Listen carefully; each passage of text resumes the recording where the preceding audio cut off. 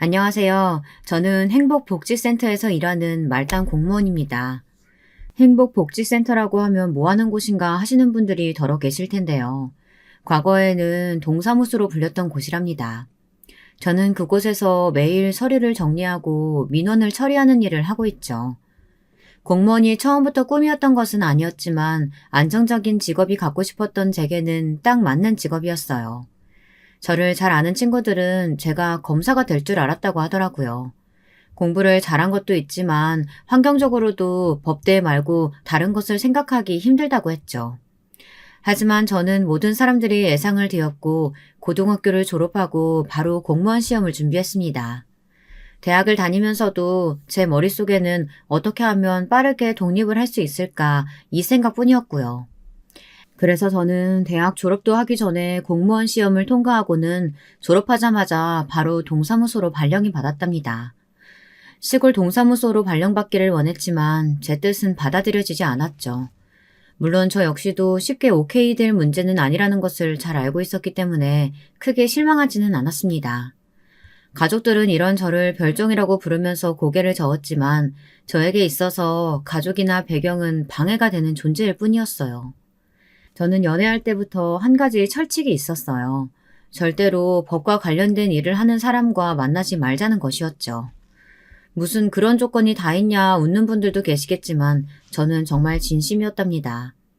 변호사니 검사니 하는 사람들, 저에게는 좋은 이미지가 아니거든요. 특히 야망 있는 변호사나 검사들은 질색이었죠. 그래서 대학 시절에도 법대 학생들과는 미팅은 물론 소개받을 때도 딱 잘라 거절을 했답니다. 얼마 뒤에는 저도 결혼을 하게 되었는데요. 남편 될 사람은 작은 개인 빵집을 운영하고 있답니다. 입소문이 나서 나름 인기 있는 곳으로 최근에는 확장을 해서 커피도 함께 팔고 있죠. 제가 이별에 힘들어할 때 위로가 되어준 곳이 바로 예비 신랑의 가게였어요. 아마 그 사건이 없었더라면 지금의 예비 신랑은 만나지도 못했을 거예요. 당시에는 참 힘들었지만 지금 생각하면 다행이다 싶기도 하네요. 저는 지금의 예비 신랑을 만나기 전에 결혼까지 준비했던 상대가 있었습니다. 제가 일하는 동사무소에서 처음 만났었죠. 민원을 해결하고 나가던 사람이 지갑을 두고 가면서 시작된 인연이었답니다. 오전에 왔던 전 약혼자는 퇴근 시간쯤 다시 와서는 지갑을 찾아가더라고요. 저는 그냥 그러나 보다 했죠. 그런데 퇴근하고 나오는데 앞에서 저를 기다리고 있더라고요. 저녁을 함께 먹을 수 있겠느냐고 하면서 말이죠. 딱 봐도 학생처럼 보이기에 공부나 하라고 말하고는 돌아섰습니다. 그런데 전 약혼자는 그 다음날도 또 그 다음날도 매일같이 제 퇴근 시간에 찾아와 똑같이 권하더라고요. 얼마나 가나 보고 있었는데 일주일이 넘도록 계속 오더라고요. 그래서 그 정성에 결국 저녁을 먹기로 했었죠. 전 약혼자는 말주변이 좋았어요. 함께 식사를 하는 동안 너무 많이 웃어서 밥을 입으로 먹었는지 코로 먹었는지도 모를 정도였죠. 시간이 얼마나 빠른지 전 약혼자와 밥을 먹고 나오니 많이 어둑해졌더라고요. 전 약혼자는 집까지 데려다 주겠다고 했지만 저는 정중하게 거절을 하고 감사했다고 말하고 헤어졌습니다. 그런데 전 약혼자가 제게 연락처를 알려줄 수 없겠냐고 하더라고요. 눈치채셨겠지만 제가 주희 씨한테 호감이 있어요. 그래서 이렇게 종종 저녁을 먹고 싶은데 주희 씨 생각은 어때요? 말씀은 고마운데 성민 씨 아직 학생이죠? 아닙니다. 대학 졸업했고 군대도 다녀왔어요. 지금은 시험 준비하고 있습니다. 공무원 준비하시는 걸까요? 어떤 시험인지는 모르지만 시험 공부 중이라면 더 이렇게 찾아오시면 안 되죠. 전 약혼자는 어떤 시험이냐는 제 물음에 말을 얼버무리더군요. 그래서 저는 공부가 중요하지 않겠냐는 말과 함께 잘 지내길 바란다고 하고는 헤어졌죠. 하지만 그 뒤로도 몇 번이나 찾아오더군요. 저는 한 번도 만나주지 않았고요. 몇 달 후 매일 찾아오던 전 약혼자의 발길이 뜸해졌어요. 저는 드디어 포기했나 보다 하고 있었는데요. 동료들은 아쉽지 않느냐고 물었지만 저는 별 생각이 없었습니다. 매일 찾아오던 사람이 연락이 뚝 끊긴 것이나 다름없어서 걱정이 된 것은 맞지만 그것도 잠시였어요. 그렇게 전 약혼자에 대한 기억이 희미해질 무렵이었죠. 한동안 보이지 않았던 전 약혼자가 다시 나타났어요. 멀끔하게 수트를 차려입고 퇴근 시간에 맞춰 나타나 늘 기다리던 그곳에 서 있었죠. 잘 지내셨어요? 저는 놀라기도 했지만 반갑기도 했어요. 어른들께서 얼굴이 환해졌다는 표현을 쓰시잖아요. 딱 그 말이 어울리겠더라고요. 정말이지 못 알아볼 정도였거든요. 저는 전 약혼자의 말에 잘 지냈으며 얼굴이 좋아 보인다고 답했죠. 전 약혼자는 막 시험에 합격하고 정신이 없었는데 오늘 저를 만나기 위해서 신경을 좀 썼다고 하더군요. 그 말을 들으니 기분이 묘하더라고요. 뭔가 솜사탕을 밟고 있는 그런 기분이 들었죠. 시험에 합격했다니 축하해요. 주희 씨 앞에서 당당해지고 싶어서 열심히 했거든요. 오늘 저녁 어떠세요? 전 약혼자는 변함없이 제게 호감을 보이며 식사를 권했고 저는 기쁜 마음으로 응했습니다. 식사 시간 동안 참 많은 이야기를 나눴어요. 전 약혼자는 자신이 앞으로 어떤 사람이 되고 싶은지 자신의 앞으로의 계획에 대해 이야기를 해주었죠. 전 약혼자와 이야기를 나누는 것은 놀라움의 연속이었어요. 이렇게까지 가치관이 잘 맞는 사람이 있을까 싶더군요. 그래서 식사를 마치고도 근처 카페로 자리를 옮겨 이야기를 나눴죠. 시간이 늦어지자 전 약혼자는 조심스럽게 저를 집까지 에스코트하고 싶다고 말했고 이번에는 저도 거절하지 않았어요. 집 앞에서 전 약혼자는 자신과 진지하게 만나볼 생각이 없느냐고 물었죠. 두 번째 듣는 소리였는데 엄청 설레더라고요. 저는 생각해보겠다고 말하고는 또 보자는 말을 하고 헤어졌답니다. 사실 이미 제 마음속에는 전 약혼자와의 진지한 만남을 원하고 있었지만 그 자리에서 바로 답하기가 이상하게 망설여지더라고요. 혀끝에서만 대답이 맴돌았죠. 저는 그 이유를 곧 알 수 있었습니다. 전 약혼자와 주말에 데이트를 하려고 만났어요. 시간은 정말 잘 가더군요. 제가 좋아하는 곳을 어떻게 알았는지 하루가 너무 짧다는 생각이 들 정도였어요. 저녁을 먹고 산책 삼아 주변 공원을 걸었어요. 그때 제가 물었죠. 어떤 시험에 합격했는지 이제는 알려줄 수 있지 않느냐고요. 전 약혼자는 제가 이 이야기를 할 때마다 말을 얼버무리며 화제를 돌렸거든요. 역시나 이번에도 망설이더군요. 저는 이해가 되지 않았어요. 무슨 시험이기에 이렇게 말하기 힘든 걸까 하고 말이죠. 사실 나 사법고시 합격했어. 이제 연수원 들어갈 거야. 사실 바로 이야기하고 싶었는데 지갑 잃어버렸던 날 저녁 먹으면서 당신이 그랬거든. 이상형이 뭐냐는 질문에 법과 관련된 사람만 아니면 된다고. 그 말을 듣고 나니까 도저히 말할 용기가 안 났어. 당신이 나라는 사람을 만나보기도 전에 거절부터 할 것 같아서. 그걸 알고 있었던 사람이 지금까지 속였다는 거야? 고작 그게 무서워서?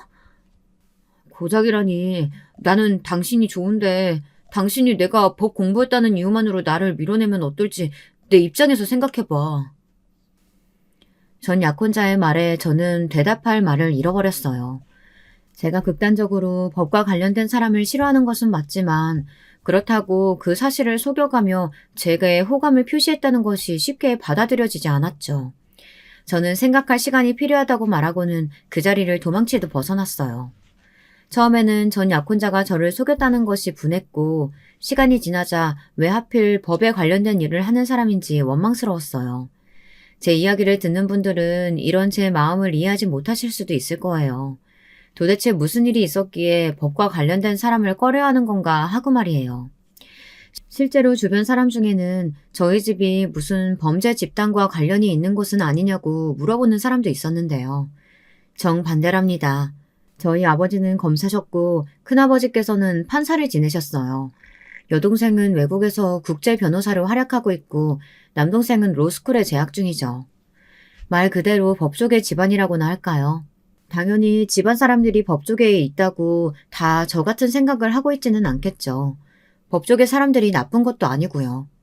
하지만 아버지같이 야망이 큰 사람과 함께라면 저처럼 생각하실 수도 있을 거예요. 아버지는 저나 어머니보다도 자신이 먼저였던 분이셨어요. 자신의 커리어가 중요했죠. 기억도 제대로 나지 않을 어린 시절 어머니가 세상을 떠나셨을 때 그 큰 장례식장에서 저는 혼자 앉아 엄마를 부르며 울고 있었어요. 물론 다른 어른들이 저를 달래주셨지만 그 사람들 중 아버지는 없었죠. 커서 알았지만 아버지는 정치인과 관련된 중요한 재판을 앞두고 있었기 때문에 장례식 마지막 날이 되고서야 오셨더라고요.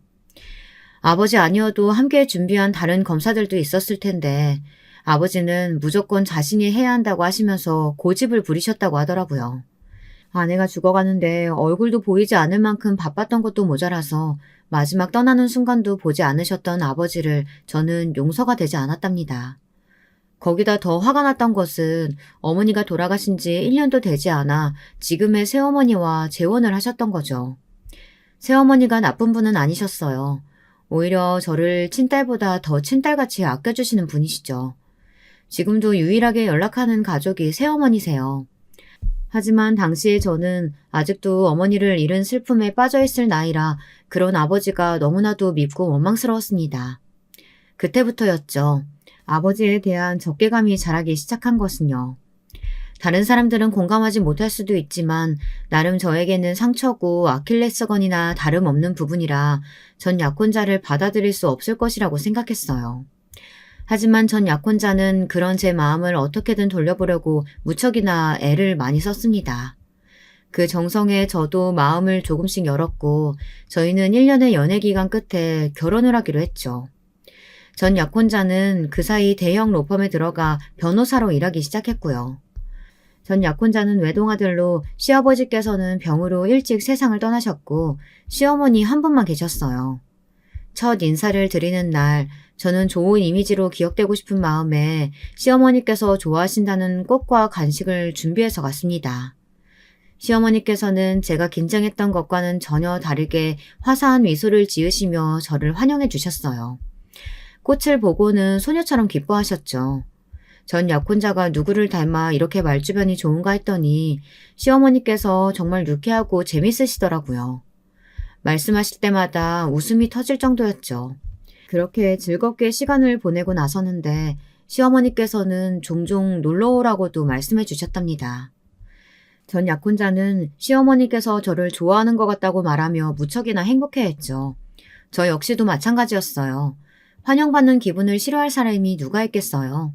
그 뒤로도 몇 번 시어머니를 모시고 시간을 보냈는데요.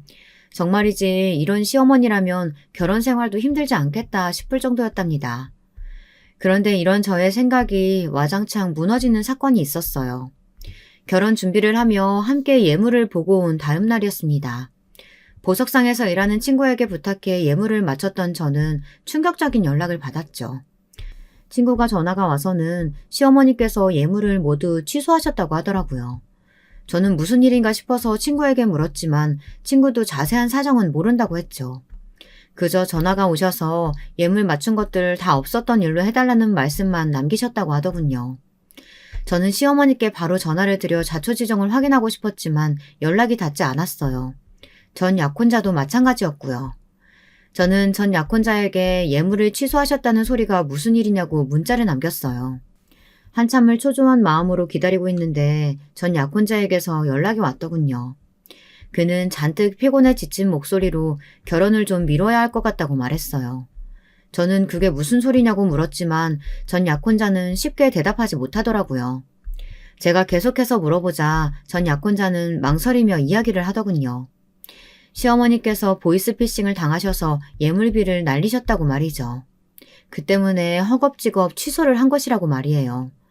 저는 금액을 떠나서 시어머니께서 많이 놀라고 상처받지는 않으셨을까 걱정이 되었어요. 전 약혼자는 금방 괜찮아지실 것이라고 했지만 저는 걱정이 돼서 시어머니를 찾아뵈었죠. 내가 네 얼굴 볼 낯이 없다. 아들이 변호사라는데 그런 곳에 속고 내가 부끄러워가지고 고개를 못 들고 다녀. 어머니, 그게 왜 어머니 탓이에요. 그런 나쁜 짓 하는 놈들이 문제지. 어머니께서 잘못하신 거 아무것도 없으니까 너무 자책하지 마세요. 시어머니를 위로하면서 괜찮다고 말씀드렸지만 시어머니께서는 충격이 꽤나 심하셨던 것 같았습니다. 며칠을 앓으시면서 자리에서 일어나지 못할 정도였거든요. 저는 그런 시어머니가 무척이나 신경 쓰여 퇴근하고는 예비 시댁에 들러 저녁을 차려드렸어요. 다행스럽게도 빨리 신고한 덕분에 범인을 잡았다고 하더군요. 돈을 돌려받지는 못했지만요. 그 일이 있고 나서부터 시어머니께서 저를 피하시는 것이 느껴졌어요. 저는 보이스피싱 사건이 그렇게 충격적이었나 싶었죠. 그래서 시어머니에게 회복하실 시간을 좀 드리고 나면 좋아질 거라고 믿었어요. 하지만 실상은 그게 아니었더라고요. 나중에 알았지만 시어머니께서 보이스피싱을 당하셨다는 것 자체가 거짓말이었더군요. 제가 진실을 알게 된 것은 예물 사건이 있은 지 한 달 정도 지났을 때였어요. 그동안 전 약혼자는 결혼을 서두르고 싶어 했죠. 예물은 살면서 챙겨주겠다고 하며 결혼을 미루지 말라고 하더군요. 저 역시도 결혼을 미루고 싶지 않았지만 시어머니께서 마음이 편하신 게 중요하지 않겠냐는 말로 전 약혼자를 설득하고 있을 때였어요.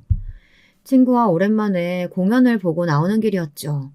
앞쪽에 낯익은 뒷모습이 걸어가고 있더군요. 시어머니였죠.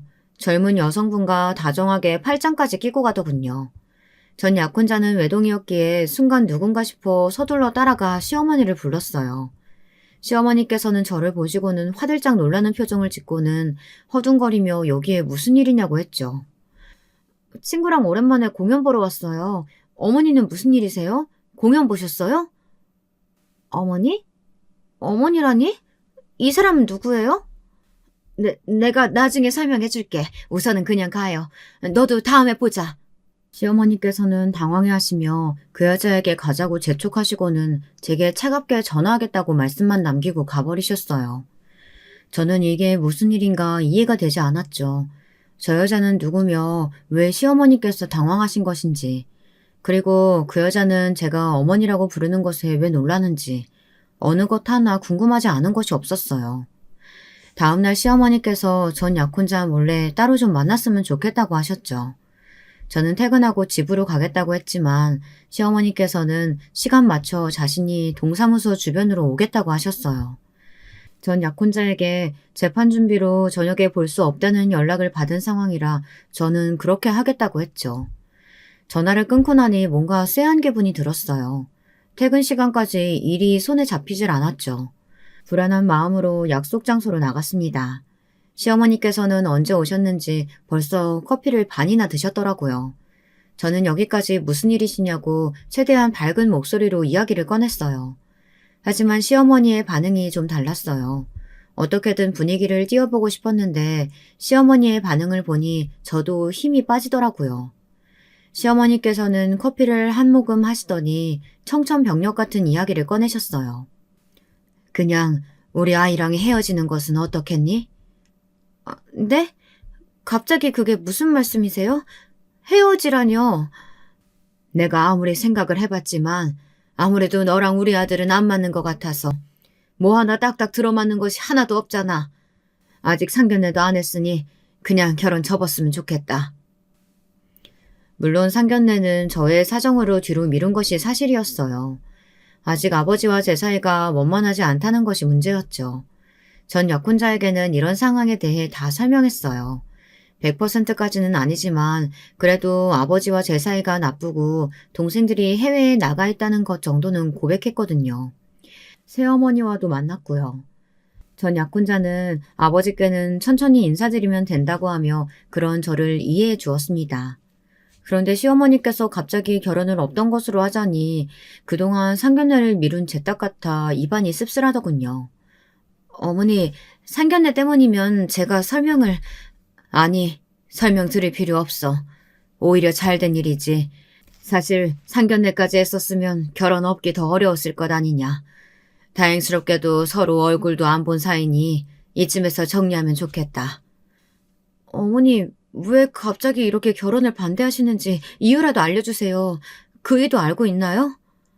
너만 떨어져 나가면 내 아들은 내가 알아서 할 테니까 신경 끄고 이유 물었으니까 말은 해줘야지.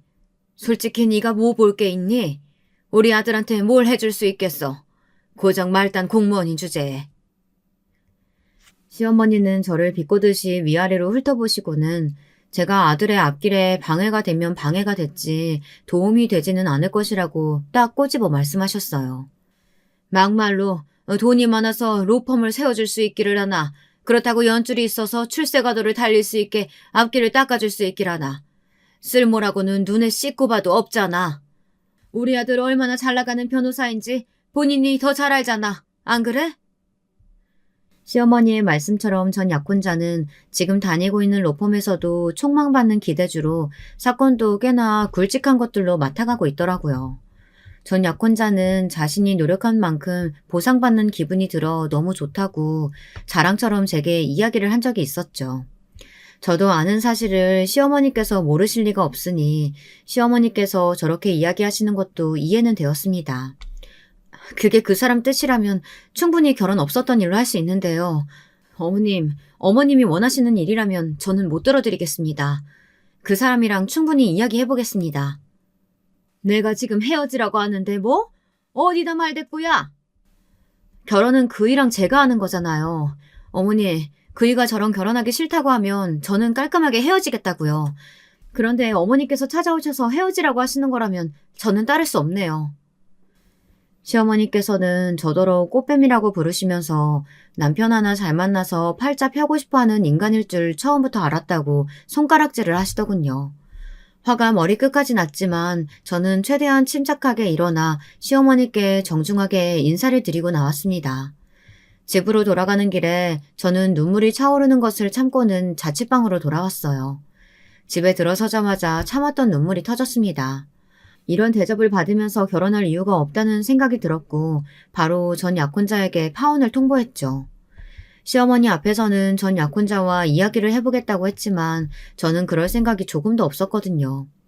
전 약혼자는 무슨 소리냐며 바로 집으로 찾아왔어요. 저는 시어머니와 있었던 일을 이야기하고는 어른이 반대하는 결혼 하고 싶지 않다고 분명하게 말했어요. 전 약혼자는 시어머니가 오해하신 것이라고 말하더니 저와 헤어지는 일은 없을 것이라고 했죠. 저는 이미 마음 정리 끝났다고 했지만 전 약혼자는 시어머니를 설득하겠다고 말하고는 몇 번이나 헤어질 수 없다는 소리를 반복하고 쫓겨났습니다. 전 약혼자의 든든한 모습에 마음이 흔들린 것도 사실이었어요. 저 아니면 안 된다고 말하는 전 약혼자를 믿고 싶은 마음도 컸죠. 하지만 시어머니는 만만한 상대가 아니었어요. 다음 날은 쉬는 날이라 모처럼 집에서 쉬고 있었는데 시어머니께 전화가 오더군요. 받을까 말까 고민하는 사이 부재중으로 넘어갔죠. 그런데 무슨 일인지 또 전화를 하시더라고요. 저는 세 번째 부재중이 찍히고 나서야 시어머니의 전화를 받았습니다. 시어머니는 전화를 받자마자 자신의 전화를 왜 피하느냐고 소리를 지르셨어요. 저는 더 이상 하실 말씀이 없으시냐고 물었지만 시어머니께서는 노발대발 화를 내시느라 알 수 없는 말들만 잔뜩 하시더라고요. 저는 소리만 지르실 거면 전화를 끊겠다고 말했고 그제야 시어머니께서는 화를 가라앉히시고 말씀을 시작하셨어요. 헤어지라고 했다고 그걸 바로 이르기를? 저한테 그렇게 말씀하실 때 이런 일이 일어날 거 예상도 못 하셨어요? 저 혼자 헤어진다고 하면 헤어지는 것이 되나요? 아니잖아요. 무슨 말도 안 되는 트집이세요. 내가 이런 이야기까지는 안 하려고 했는데 너 말고도 우리 아들 탐내는 사람이 얼마나 많은지 알아? 너 같은 것들 비교도 되지 않을 그런 사람들이 줄을 섰어. 그러니까 저한테 이러지 마시고 아드님이랑 이야기하시라고요. 저는 헤어지겠다고 했는데 죽어도 안 된다고 하는 사람은 그이거든요. 시어머니께서는 제 말에 충격을 받은 사람처럼 거짓말하지 말라고 하시며 전 약혼자가 그럴 리 없다고 하더라고요.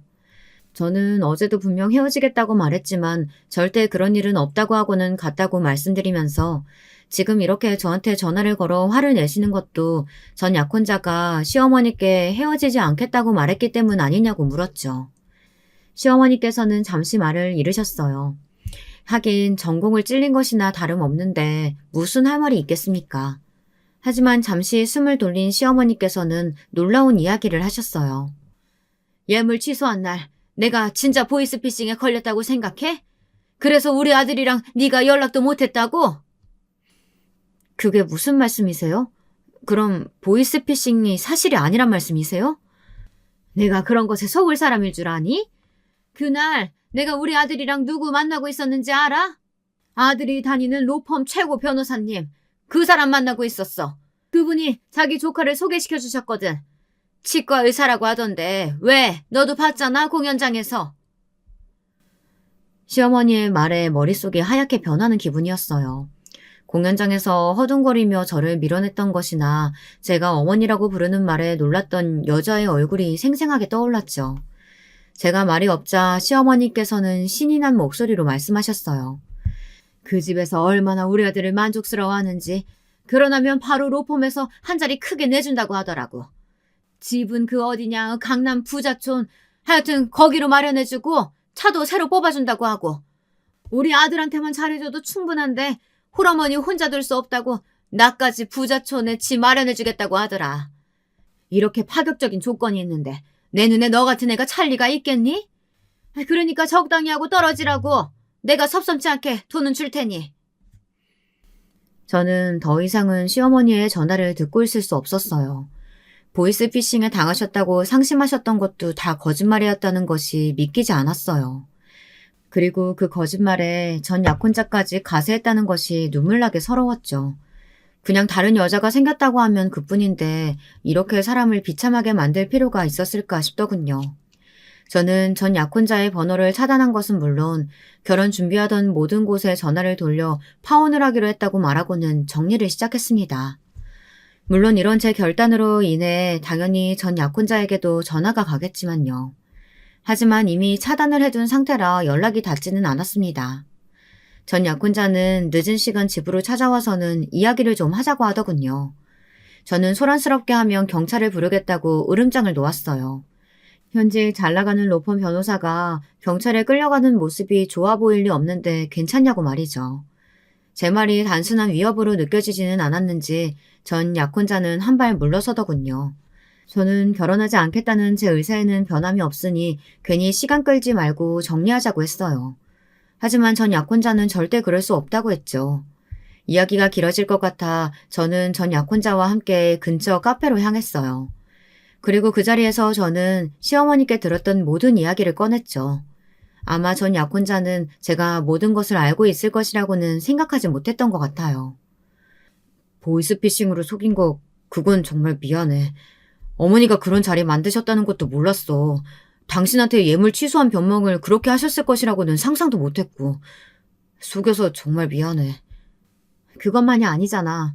그날 선보고 있었다며. 당신 어머니가 무척이나 마음에 들어하는 것 같던데.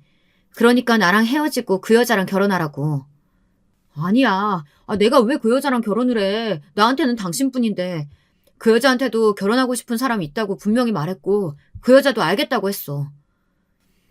그런 사람이 당신 어머니랑 사이좋게 팔짱 끼고 공연을 보러 다녀?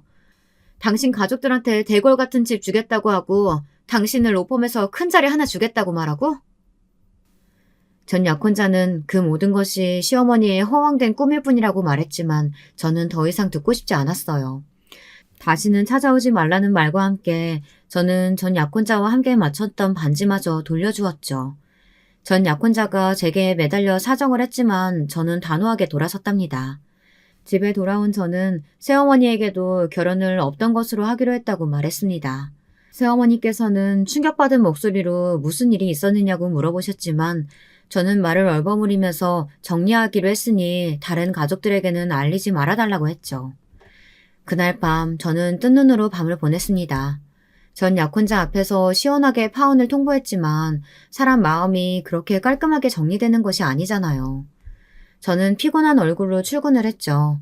차라리 하루 쉬었으면 좋았을 것을 무슨 부귀영화를 누리겠다고 꾸역꾸역 출근을 했는지 지금도 후회가 되네요.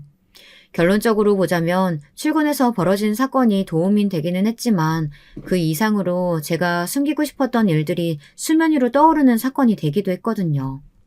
점심시간을 앞두고 한창 정신없이 바쁜데 동사무소가 떠나가라 소리를 지르면서 들어오시는 분이 계셨어요.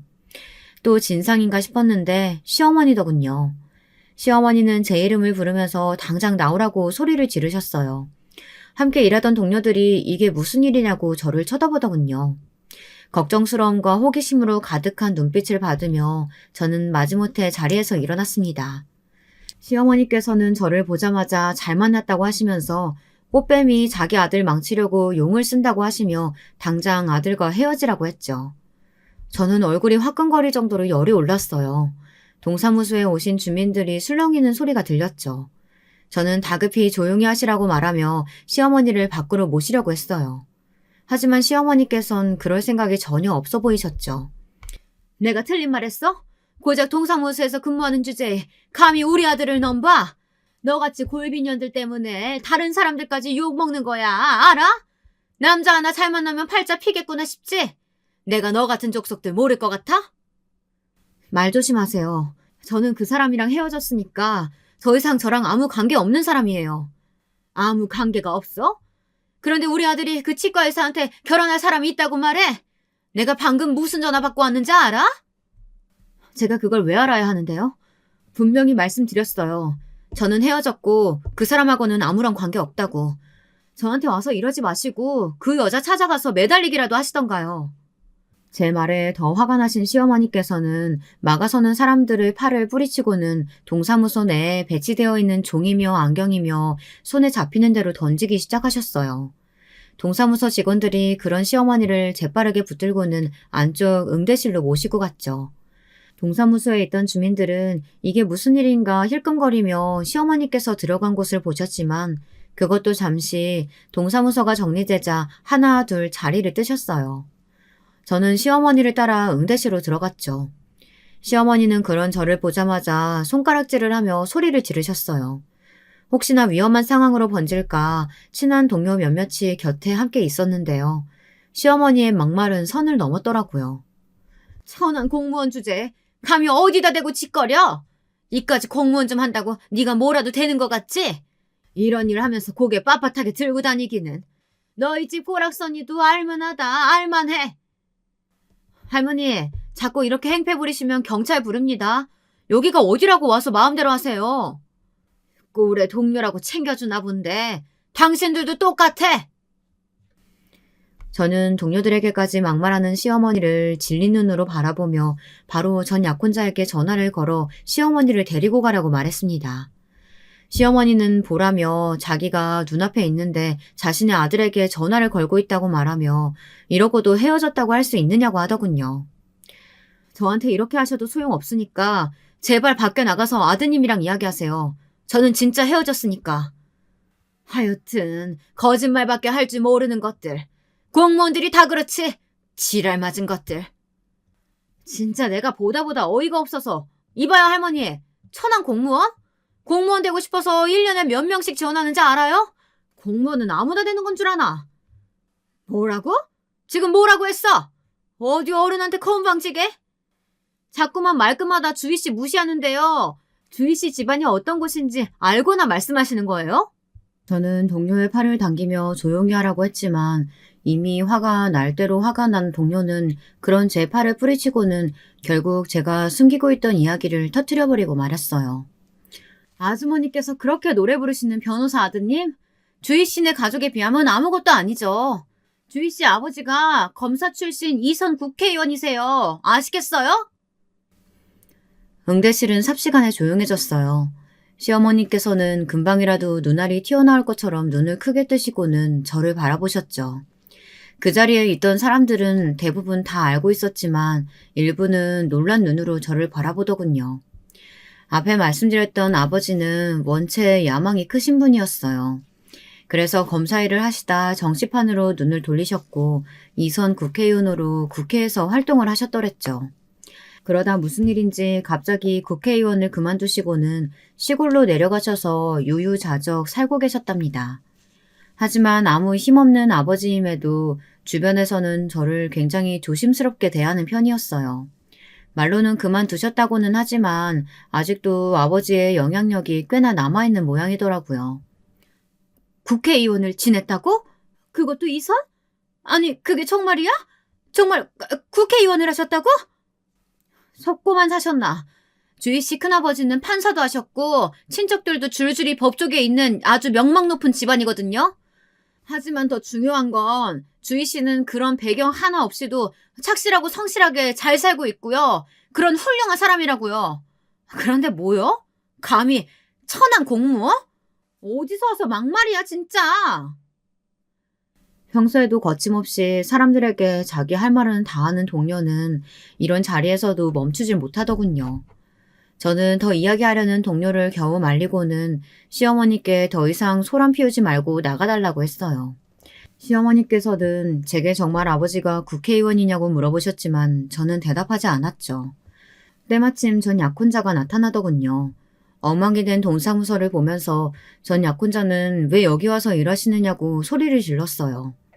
시어머니께서는 전 약혼자에게 저희 아버지가 국회의원이었다는 것을 알고 있었느냐고 하셨죠. 저는 전 약혼자에게 거기까지는 말하지 않았기 때문에 대신해서 대답하려고 했어요.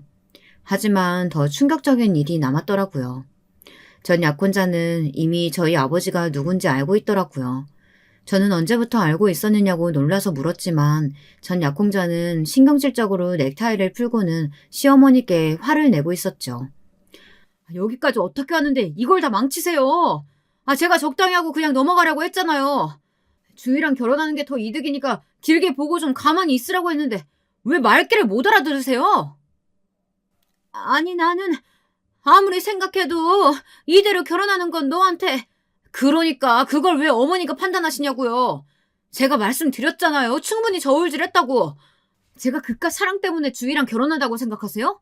주판 다 때려보고 결정했는데 이렇게 망치시면 어떻게 하냐고요. 저는 전 약혼자의 충격 고백에 정신을 차릴 수가 없었어요. 그러니까 전 약혼자는 제가 누구인지, 저희 아버지가 어떤 사람이고, 저희 집안이 어떤 곳인지 다 알고 제게 접근을 했던 것이었죠. 너무 놀란 제가 휘청거리자 방금까지 같이 소리를 높여주던 동료가 부축하며 이게 무슨 소리냐고 물었어요. 저 역시도 모든 상황을 다 이해한 것은 아니라 고개만 저었죠. 저는 떨리는 목소리로 전 약혼자에게 물었습니다. 정말 다 알고 있었느냐고 말이죠.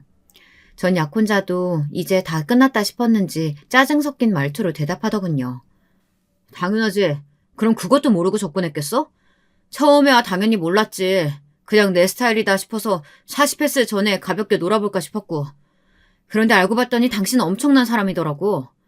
그래서 시험 합격하고 나서 무조건 당신이랑 결혼하려고 공을 좀 들였어. 당신이랑 결혼만 하면 국회의원 장인어른은 물론이고 든든한 뒷배가 생기는 거잖아. 물론 갑자기 국회의원 그만두실 것까지는 생각하지 못했었는데 그래도 그 정치 배경이 어디 가겠어? 그러니까 그걸 노리고 나하고 결혼하려고 했던 거야? 그래서 당신 어머니가 헤어지라고 길길이 날뛰었을 때도 설득하겠다고 했던 거고? 당연하지. 물론 치과 의사라는 여자 만나볼까도 생각했어. 몇 번 데이트도 했고. 근데 그 여자가 줄 수 있는 것들 당신도 다 가지고 있잖아. 아니지. 당신이 더 많이 가졌지. 그래서 딱 계산 끝내고 노선 정했는데 진짜 어머니가 이렇게 초를 칠 줄이야. 저는 너무 어처구니가 없어 헛웃음만 나오더라고요. 그 와중에도 전 약혼자는 머리를 굴리며 이 상황을 어떻게 넘겨야 할지 고민하더군요. 그 모습에 참다 못한 저는 전 약혼자의 뺨을 세게 쳤습니다. 쫙 하는 소리가 공간에 울리고 전 약혼자는 예상하지 못했다는 얼굴로 저를 바라보았어요. 저는 한 대 더 칠 생각으로 손을 올렸지만 전 약혼자에게 막히고 말았죠.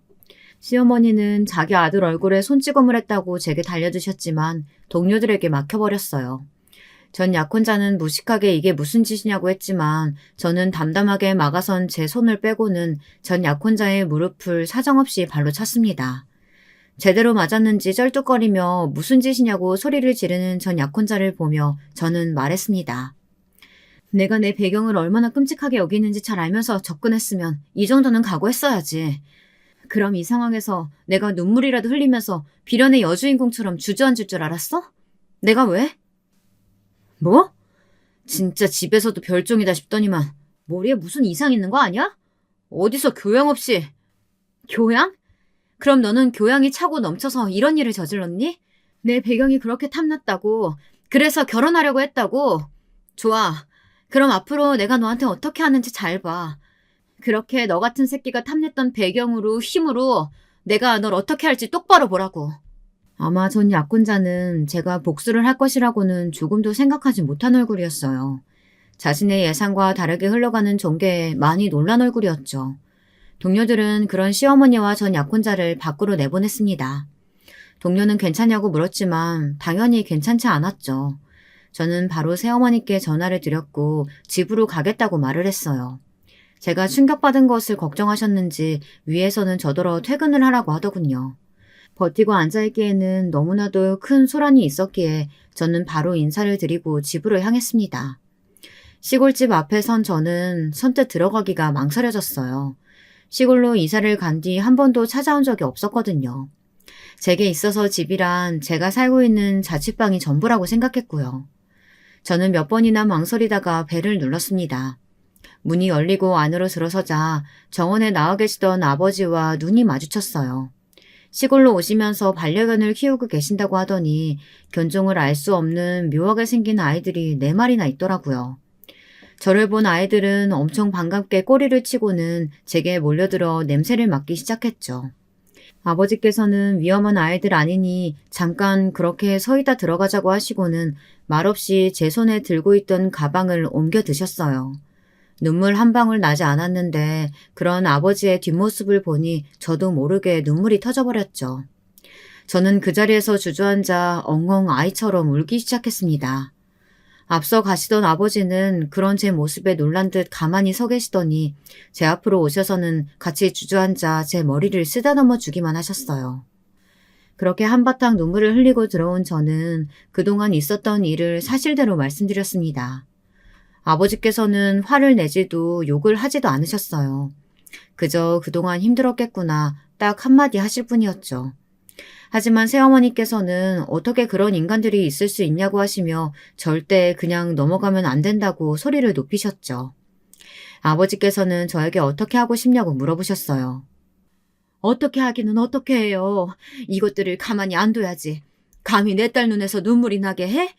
그렇게 안 봤는데 정말 몹쓸 사람이네. 참나. 여보는 가만히 계실 거예요? 당신 배경 노리고 우리 딸 이용하려고 했다는데?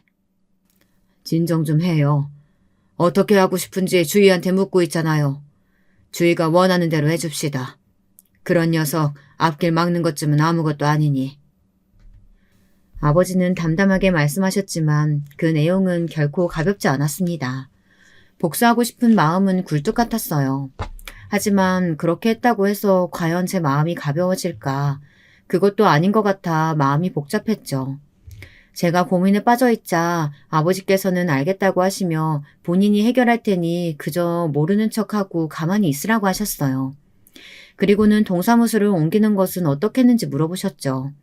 그 동네에서 계속 일을 하기에는 저도 힘들지 않겠냐고 하면서요. 그 말씀에도 일리가 있었지만 아직은 옮길 수 있는 시기가 아니니 위에 신청만 해두겠다고 했어요. 아버지께서는 힘을 좀 써볼까 하고 물어보셨지만 저는 그럴 필요 없다고 했죠. 주말 내내 집에서 여유로운 시간을 보내고 나니 전 약혼자에 대한 나쁜 기억도 어느 정도 정리가 되는 것 같았어요. 월요일 동사무소에 출근하자 다들 저를 보며 수군거렸지만 사람 처음 보냐는 동료의 호통에 그것도 쏙 들어갔죠. 사람들 시선이 불편하기는 했지만 그래도 저는 꿋꿋하게 이겨내며 직장 생활을 이어갔습니다. 그런데 일이 그렇게 간단하게 끝나지는 않더군요. 퇴근하는데 떡하니 전 약혼자가 저를 기다리고 있었어요. 할 말이 있으니 시간을 내라고 하는데 이것을 무슨 부탁하는 말도 아니고 명령조로 이야기를 하더라고요. 저는 다시는 볼 일 없는 거 아니었냐며 꺼지라고 말했지만 전 약혼자는 막무가내로 저와 이야기를 해야겠다고 했죠. 함께 있던 동료가 경찰을 부르겠다고 했더니 전 약혼자는 그런 것이 무서울 것 같냐고 마음대로 하라고 소리를 질렀어요. 그렇게 체면을 중시하는 사람이 이렇게 나온 것이 이상하다는 생각이 들어 할 말이 있으면 들어주겠다고 하며 동사무소 뒤편의 가게로 향했어요. 동료는 절대 혼자 보낼 수 없다고 하면서 저를 따라왔죠. 실내로 들어간 동료는 제 뒤편에 자리를 잡고 앉아서는 이야기를 나누라고 하더군요. 전 약혼자는 못마땅한 얼굴이었지만 그래도 상관없다고 하며 이야기를 시작했어요. 첫 시작부터 어이가 없더군요. 깔끔하게 헤어지기로 했으면 그렇게 해야 되는 거 아니야? 나한테 복수해서 남는 게 뭐가 있다고 이렇게 지저분하게 나와. 지저분? 복수? 나는 이미 당신 같은 인간 만났다는 사실도 지우고 싶은 사람이야. 내가 그딴 걸 왜 하는데? 당신 짓 아니면 누구 짓이란 말이야? 위자료 청구 소송 건 사람 당신이잖아. 그리고 우리 로펌 대표님한테 도대체 무슨 말을 짓거린 건데? 지금 내가 무슨 상황인지 알기나 해? 전 약혼자의 말에 의하면 로펌으로 소장이 온 것은 물론 로펌 대표가 전 남편을 지방으로 가 있으라고 했다고 하더라고요. 그게 싫다면 깔끔하게 로펌을 그만두는 것도 좋다고까지 하셨다고 했죠. 그 이야기를 듣는데 아버지께서 모르는 척만 하고 있으라고 하셨던 것이 떠올랐어요. 저는 그런 일은 모른다고 이야기하며 아무래도 아버지나 새어머니가 하신 것 같다고 했죠. 전 약혼자는 우리가 좋았던 때를 생각해서라도 없던 일로 묻고 가자고 하더군요. 좋았던 때라. 그런 적이 있기는 했죠. 얼마간은. 하지만 그런 기억마저 제게서 빼앗아간 인간이 할 말은 아니라는 생각이 들어 이번 일에 관해서는 아는 것이 없다며 설사 안다고 해도 부모님들 일지다 보니 제가 할 수 있는 일은 없다고 했습니다. 뻣뻣하게 요구하던 전 약혼자는 제가 조금 더 흔들리지 않자 점점 애원하는 소리를 내기 시작했어요. 저는 비겁하기까지 한 전 약혼자의 모습을 보며 그 어떤 것도 들어줄 수 없다고 했죠. 너도 좋았잖아. 변호사 남자친구 소개하면서 어깨에 힘주고 다녔잖아. 내가? 고작 변호사밖에 안 되는 사람 데리고? 네 말대로 우리 집이 어떤 집인데 초짜 변호사를 자랑거리로 삼겠어. 안 그래? 저는 시어머니가 말씀하셨던 말투를 흉내내며 전 약혼자에게 말했습니다. 전 약혼자의 얼굴이 벌겋게 달아올랐고 제 뒤에 앉아있던 동료가 키득거리며 웃더군요. 저는 벌떡 자리에서 일어나며 앞으로 연락을 한다거나 또 찾아오면 위자료 청구 소장 말고도 다른 것을 더 받게 될 거라고 경고하고는 카페를 빠져나왔습니다. 속이 다 시원하더군요. 내심 저도 복수라는 것을 하고 싶었던 것 같더라고요. 동료는 잘했다고 저를 격려해주며 또 찾아오거든 꼭 자신을 불러달라고 든든하게 말해주었죠. 아줌마가 얼마나 무서운지 보여주겠다는 동료의 말에 저도 시원하게 웃었답니다. 저의 경고가 통한 것인지 아니면 다른 일이 있었는지는 모르지만 전 약혼자가 두 번 다시 제 앞에 나타나지 않았어요. 무슨 이별이 이렇게 요란한지 모르겠네요. 그래도 지금의 제 상황은 똥차가 가고 럭셔리카가 떡하니 찾아온 상황이라 이제는 전 약혼자의 이야기를 하는 것이 한결 마음 편해졌어요. 길고 긴 제 이야기 들어주셔서 감사합니다. 앞으로 결혼해서 행복하게 잘 살게요. 여러분, 두 번째 사연 시작하기 전에 좋아요, 구독 꼭 눌러주실 거죠? 그럼 두 번째 사연 바로 시작합니다. 안녕하세요. 유튜브에서 사연 영상을 발견한 이후로 사연에 빠지다 채널에 정착해서 정말 많은 사연들을 접해왔던 것 같아요. 세상 살아가는 모습들이 이렇게나 천차만별이고 또 어떻게 보면 이렇게나 다 엇비슷하구나 하는 생각을 사연에 빠지다를 통해서 하게 되었답니다. 보기만 할 때는 몰랐는데 제가 사연을 직접 써보려고 하니까 왜 이렇게 긴장이 되는 걸까요? 이야기의 포문을 어떤 방식으로 열어야 하는 건지 모르니까 이거 참 난감하네요.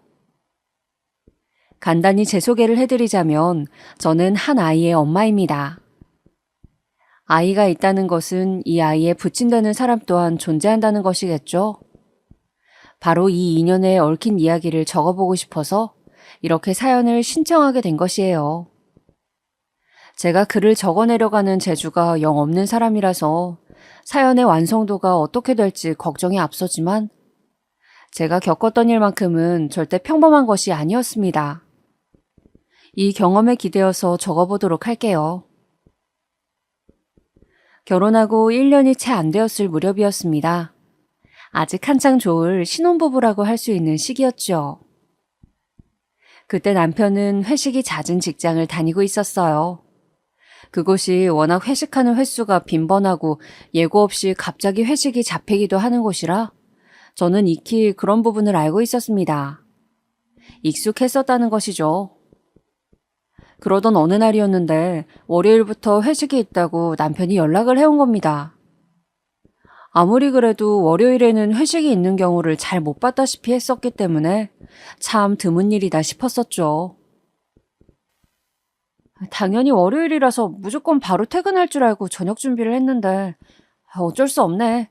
저녁은 그냥 나 혼자 먹어야겠다. 그런데 진짜 웬 월요일 회식이람? 하여간에 희한한 곳이야. 예상 밖으로 혼자 저녁을 먹은 그날 남편은 늦은 밤에 집으로 돌아왔습니다. 보통 자정 무렵에 회식 마치고 들어올 때가 대부분이었기 때문에 일찍 왔다는 생각을 했었어요. 자기야, 그래도 월요일이랍시고 회식이 일찍 끝났네? 그러게. 아무래도 월요일부터 너무 달리면 한 주가 피곤하잖아. 남편은 어물쩡 답을 하고 말았습니다. 저는 그러려니 했었죠. 그리고 그 바로 다음 날인 화요일에 남편이 오후에 저한테 연락을 해왔어요. 오늘도 회식이 잡혔네. 어제 회식이어서 오늘은 없을 줄 알았는데 오늘도 회식이 있대. 아무튼 그렇게 됐으니까 그런 줄 알고 저녁 잘 차려 먹어. 나는 회식 끝나고 조금 늦게 들어갈게. 중요한 거래처와의 회식은 미루거나 거절하지 않는다는 게 그 직장의 방침이라나? 뭐 그러했습니다. 저는 또 그러려니 했어요. 이러한 사실에 대고 제가 믿고 말고 할 것도 없었고 가타부타 말을 얹을 것도 없었으니까요.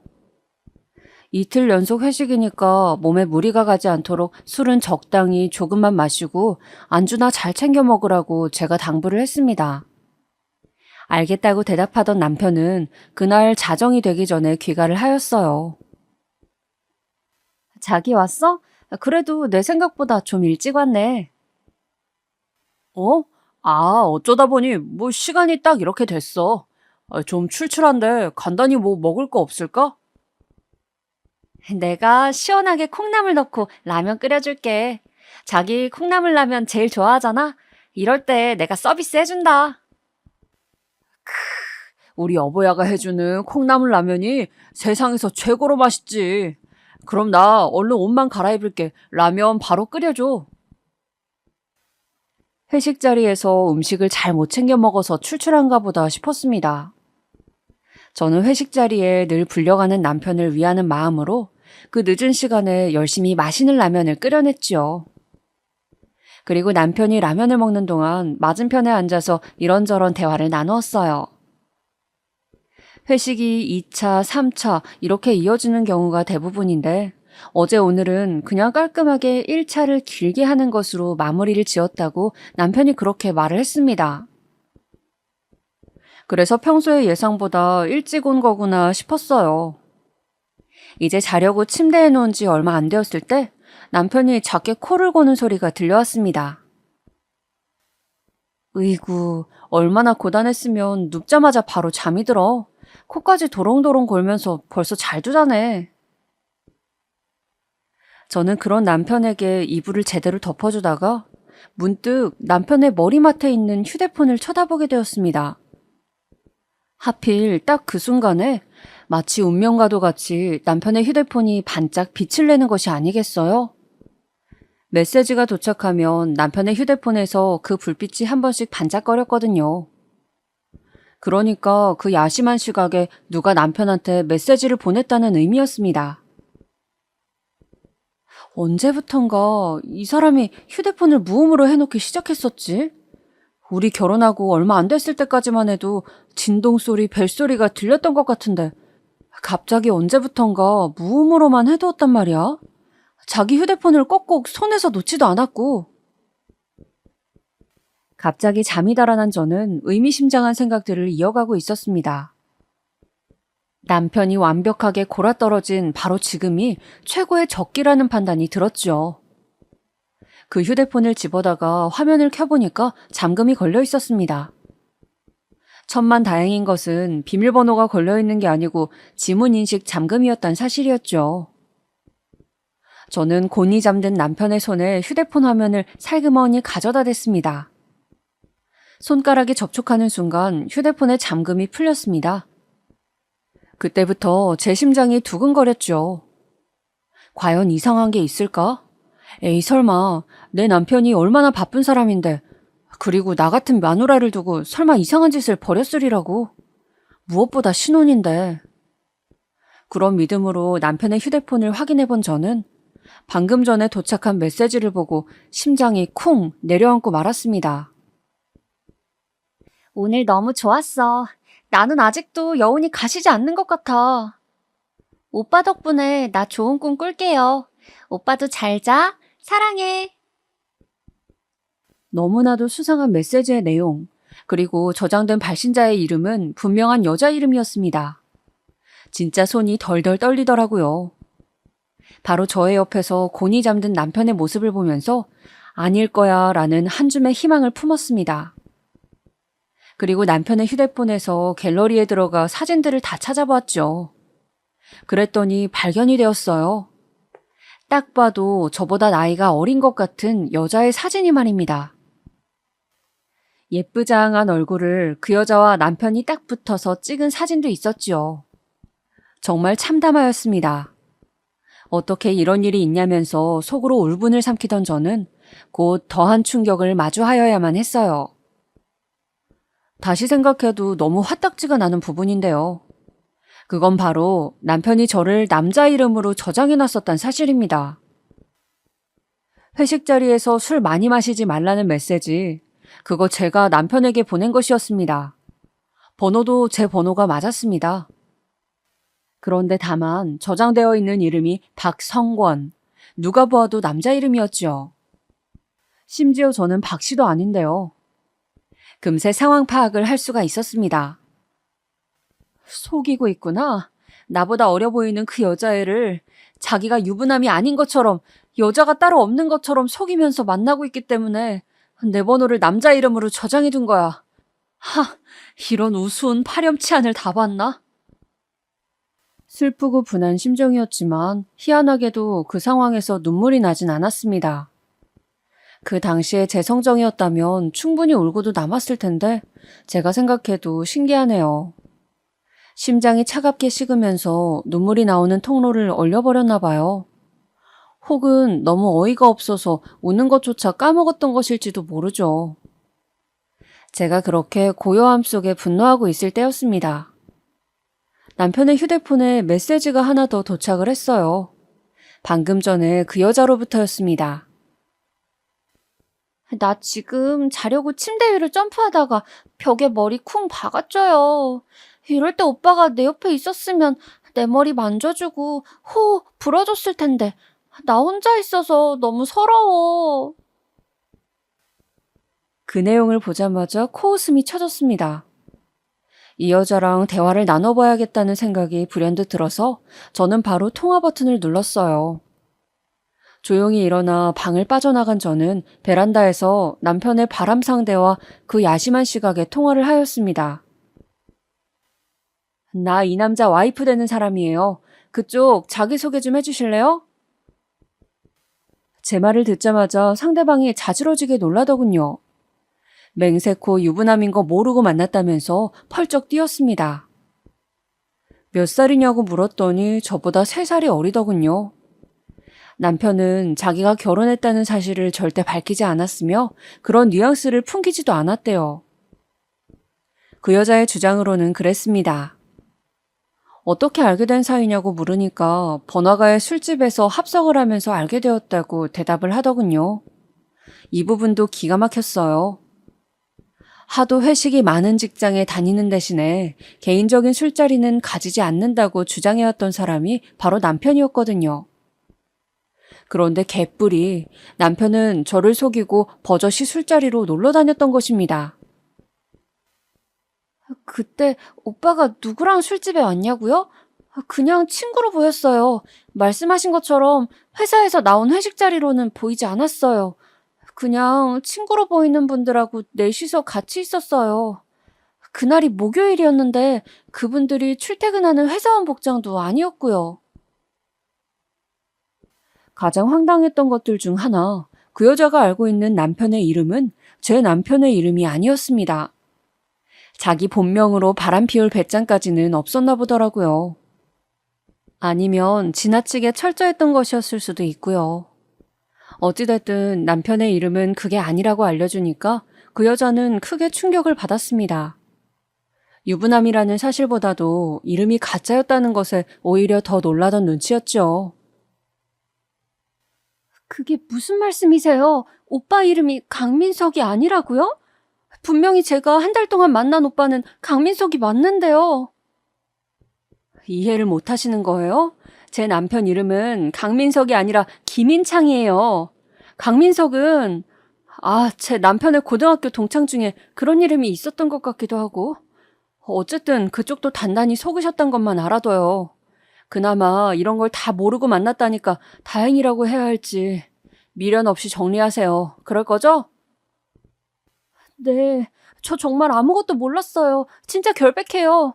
어쩐지 저한테 행동은 너무 과감하게 하는데 외박은 안 하려고 하는 걸 보면서 이상하다고 살짝 생각은 했었지만요.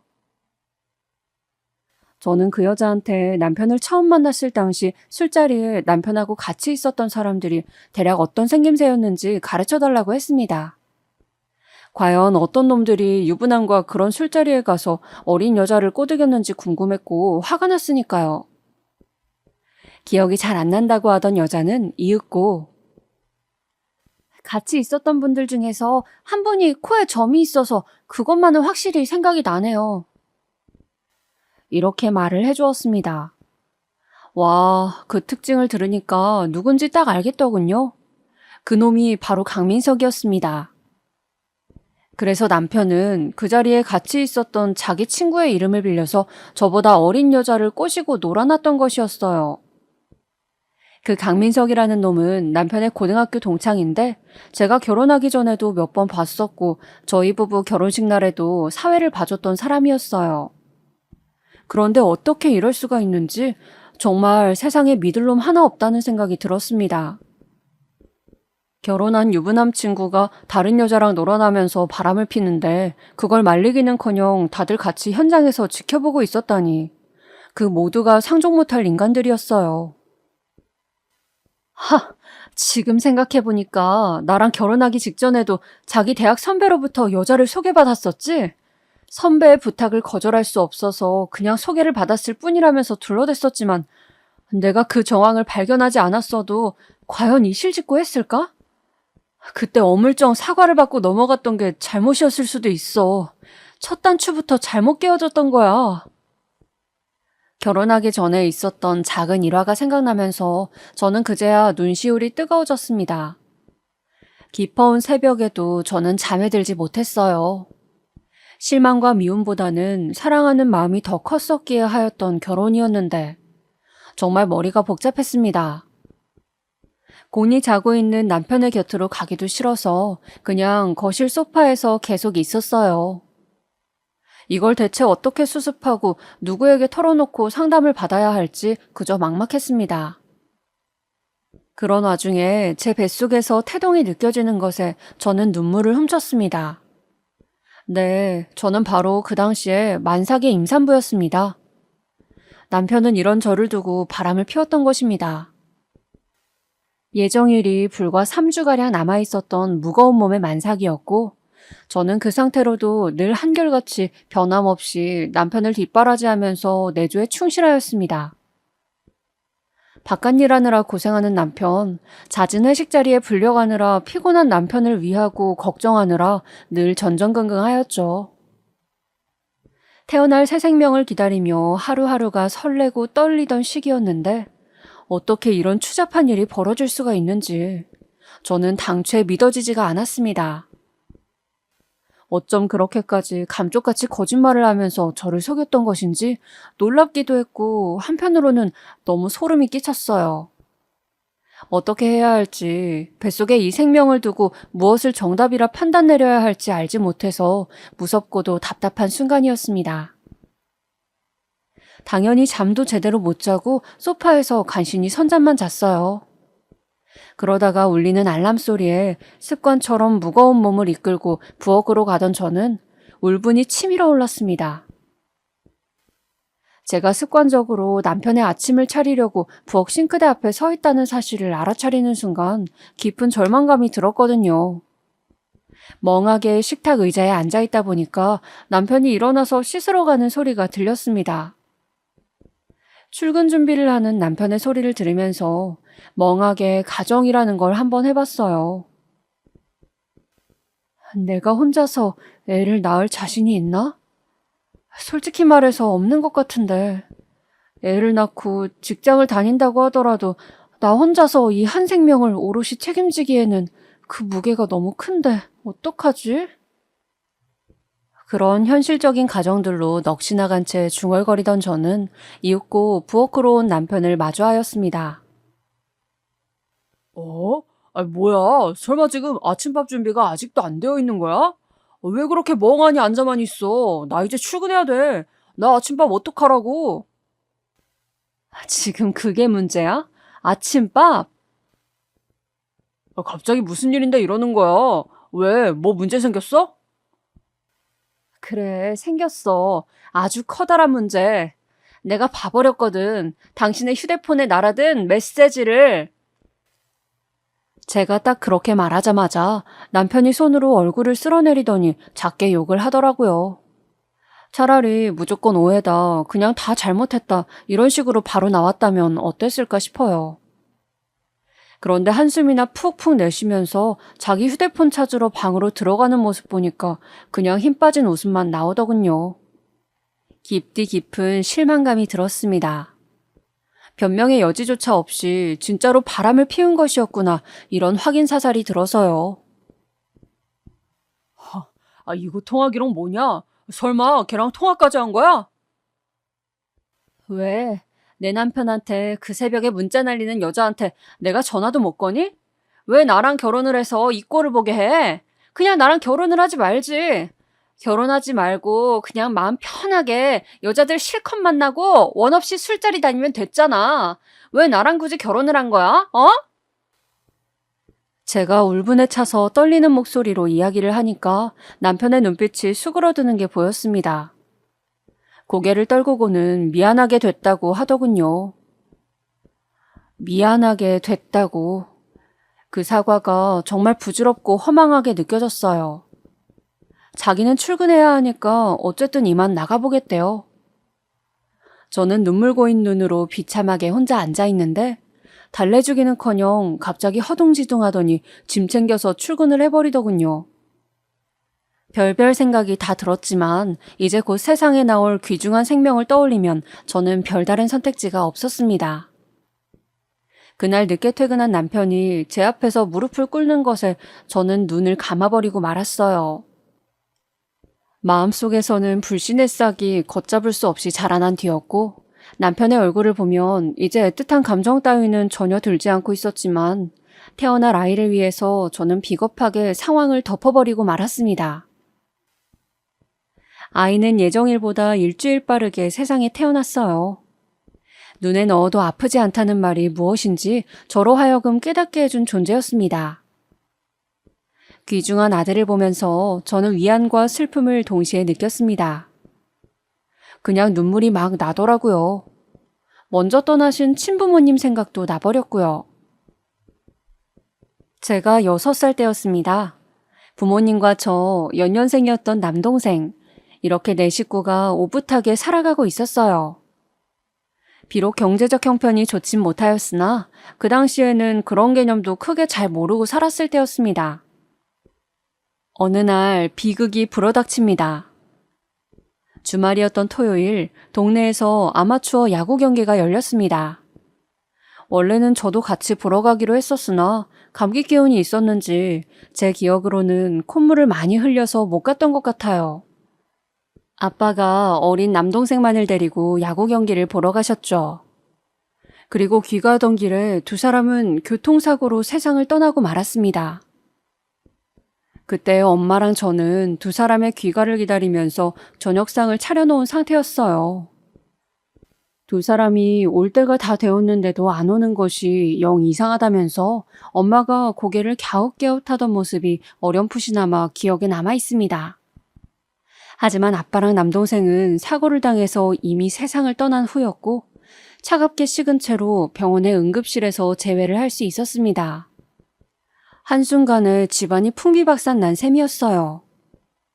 참 서글펐던 게요. 저희 집은 그런 끔찍한 비극을 입은 피해자 집안이었는데 동네에서 수군거림을 받는 처지가 되었다는 사실입니다. 어머, 그 집 딸인가 봐. 저기네, 아빠랑 어린아들이 그 사고로 죽었다면서. 아니 세상에, 어떻게 부자가 동시에 비명행사를 해. 전생에 무슨 업보라도 쌓았길래 하여간 안 됐다. 어딜 가나 원치 않는 주목을 받게 되었죠. 엄마는 결국 그 동네에서 저를 학교에 입학시킬 수 없다고 판단을 내렸고 제가 7살 때 저희 모녀는 이사를 떠났습니다. 없는 형편에서 이사까지 하는 바람에 더욱 허리띠를 졸라매야만 했었죠. 엄마는 혼자서 저를 키우시느라 고생을 참 많이 하셨습니다. 공장에 다니면서 어린 딸을 금이야 오기야 뒷바라지 해주었죠. 저는 그런 엄마의 손길을 받아서 조금도 부족함 없이 생활을 할 수 있었습니다. 갑자기 저의 곁을 떠나버린 아빠와 남동생의 부재로 우울할 때도 있었으나 점차 엄마와의 생활에 더욱 익숙해지면서 우울함이 떨쳐졌어요.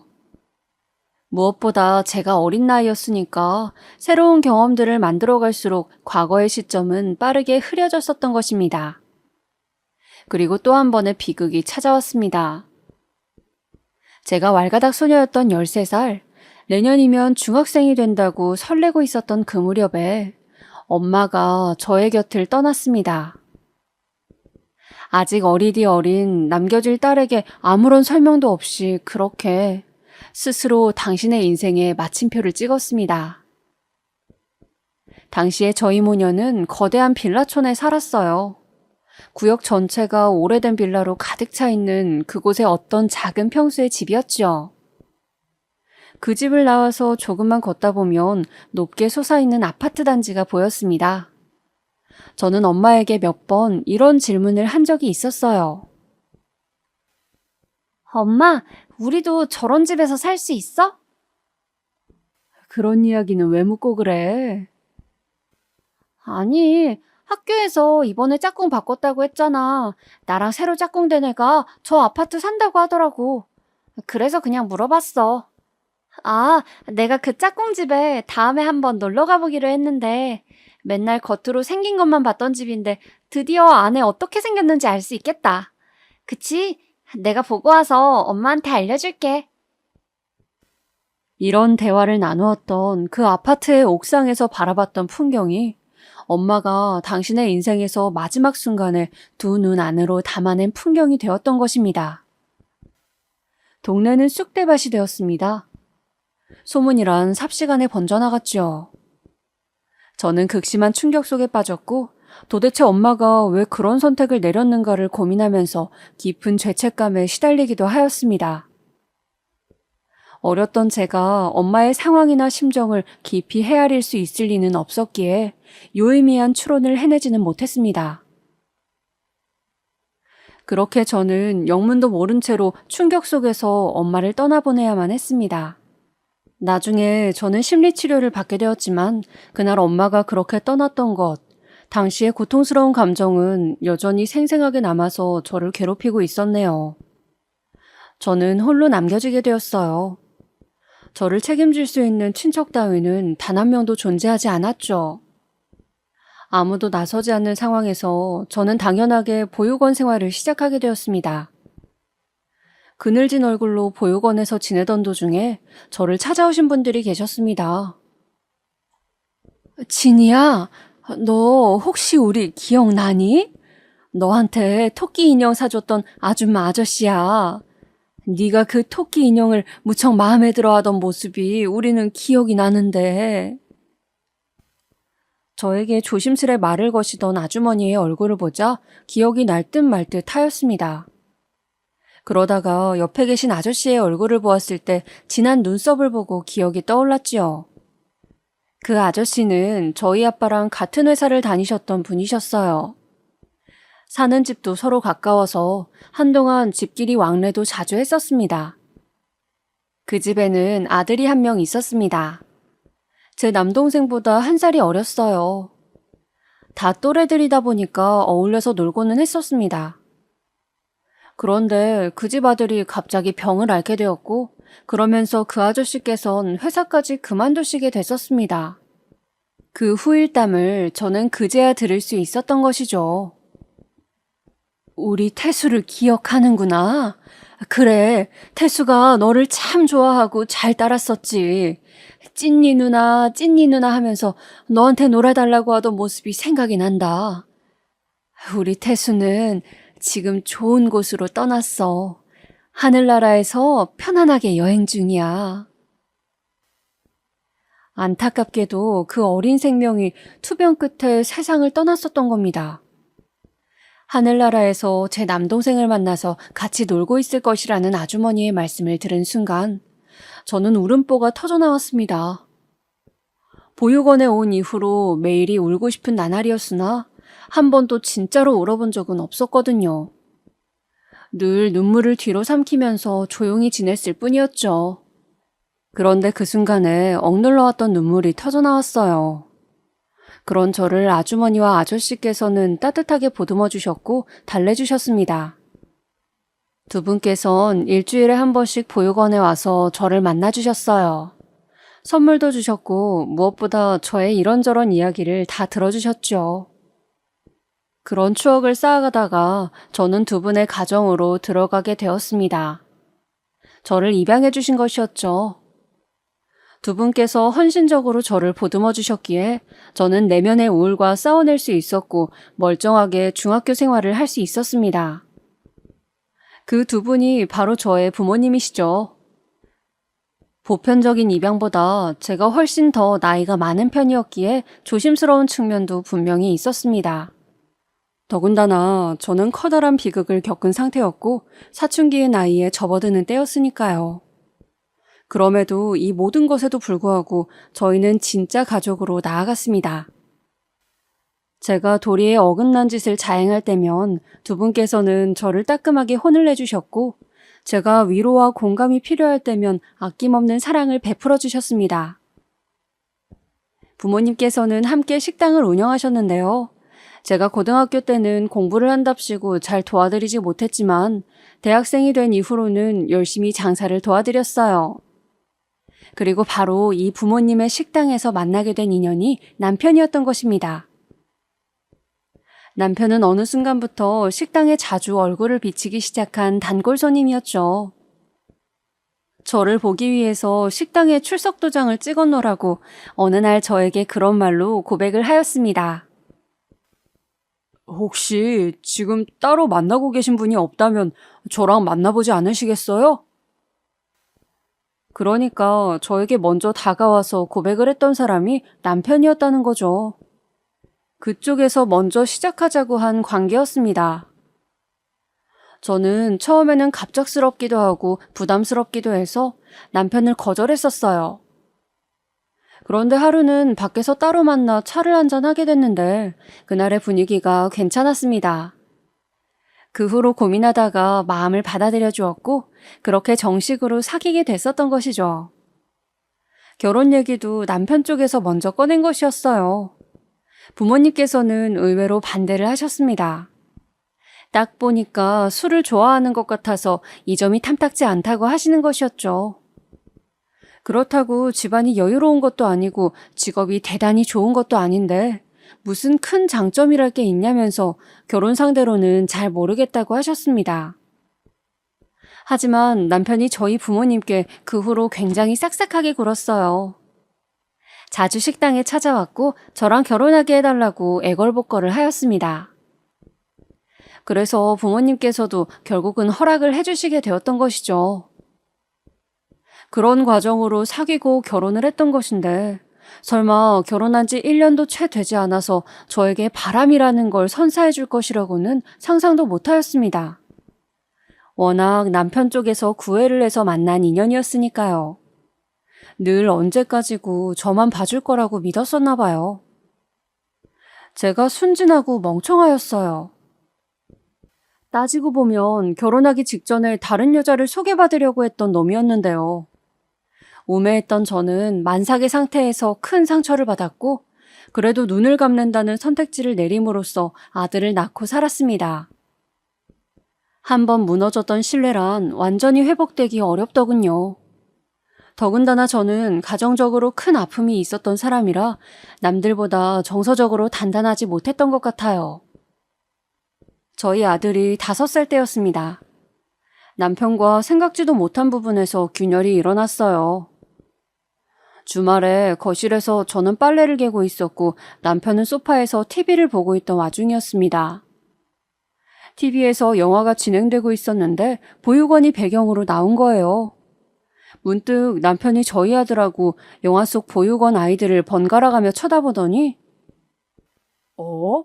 영화가 다 설정이네. 저런 거 다 가짜였나 보네. 우리 아들이 지금 5살인데 영화에 나오는 애들은 나이가 2배는 더 많아 보인다. 저런 애들이 무슨 보육원에 있어. 이런 말들을 웃으면서 하는 겁니다. 저는 남편이 잘못된 상식을 갖고 있다고 그렇게만 생각을 한 채 입을 열었습니다. 보육원에 그렇게 어린 애들만 있는 줄 알아? 아니야. 지금 저 영화에 나오는 애들보다 나이 많은 애들까지도 다 있어. 뭐? 아유, 말도 안 돼. 보육원에 있는 애들은 입양을 기다리려고 저기에 있는 거 아니야? 큰 애들을 누가 입양해 간다고. 그런 애들이 보육원에 있어. 저 영화에 나오는 저 또래보다 나이가 많으면 입양이 절대 안 될 것 같은데? 왜 안 돼? 나 있잖아, 나. 나는 보육원에 들어갈 때 13살이었어. 당신의 기준대로라면 나는 입양이 안 된 채로 성인이 됐어야 했겠네. 제가 무심코 중얼거렸는데 남편 쪽이 조용한 겁니다. 빨래를 다 개고 나서 남편을 쳐다봤는데 너무나도 당혹스럽다는 표정으로 저를 보고 있었어요. 저는 영문을 몰랐죠. 뭘 그렇게 봐. 보육원에 있는 애들의 나이대가 다양한 게 그렇게나 놀라운 일이야? 아니, 그게 아니라 당신 보육원 출신이었어? 그리고 웬 입양? 그럼 당신이 설마 입양하였다는 얘기야? 당혹스러운 건 바로 저의 몫이었습니다. 왜냐하면 분명히 결혼 전에 이 이야기를 밝혔었거든요. 단둘이 있던 자리에서 저는 제가 입양하라는 사실을 고백했고 남편은 별로 신경을 안 쓴다는 대답을 했었습니다. 저의 사연을 알고도 저랑 결혼하겠다는 대목에서 저희 부모님도 사실 남편을 허락하는 쪽으로 마음이 기울고 마셨던 것이고요. 그런데 이제 와서 그 사실을 몰랐다뇨? 그럼 저랑 대화를 했던 사람은 누구란 말입니까? 남편은 전혀 들은 기억이 없다면서 펄쩍 뛰었습니다. 그러더니 그 후로 태도가 변하기 시작했어요. 저희 아들 출산 직전에 바람 피우다 걸린 이후로 사실 완전한 부부관계는 아니었다고 생각을 합니다만 냉랭하지는 않았거든요. 그런데 제가 입양하라는 사실을 안 이후로 남편이 묘하게 저를 괄시한다는 인상을 받았습니다.